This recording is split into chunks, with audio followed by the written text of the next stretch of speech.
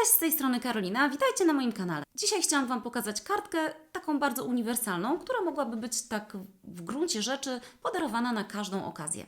Karteczka wygląda tak, jest wielowarstwowa i wykorzystałam do jej zrobienia najnowsze papiery z kolekcji AB Studio o nazwie Emerald Queen. Skąd nazwa? No to można się domyślić, bo tutaj jest dominującym kolorem tej kolekcji jest kolor taki właśnie szmaragdowy, czyli emeraldowy.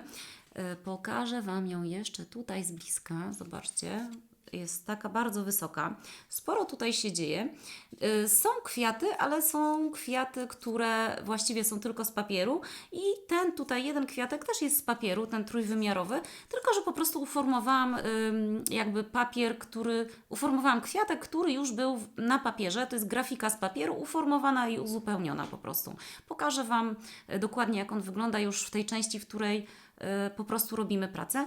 Oprócz papieru tak naprawdę są tu tylko, można powiedzieć, 3 kaboszony. Takie widzicie, te przezroczyste takie jakby, ja wiem, półkola, takie wystające. O, jakby Wam to tutaj widać nawet całkiem ładnie. Widzicie? O, spójrzcie, spójrzcie. Tak to wygląda. Ja osobiście bardzo lubię robić takie kartki, które są właśnie uniwersalne. No i wydaje mi się, że jest to też dobry pomysł na to, żeby zrobić kartkę, która może być i dla mężczyzny, i dla kobiety. Jeżeli nie robicie kartek na zamówienie, pod konkretne zamówienie, to tego typu uniwersalne kartki możecie sobie robić, przechowywać i kiedy ktoś ją zamówi, no to Wy już macie gotową.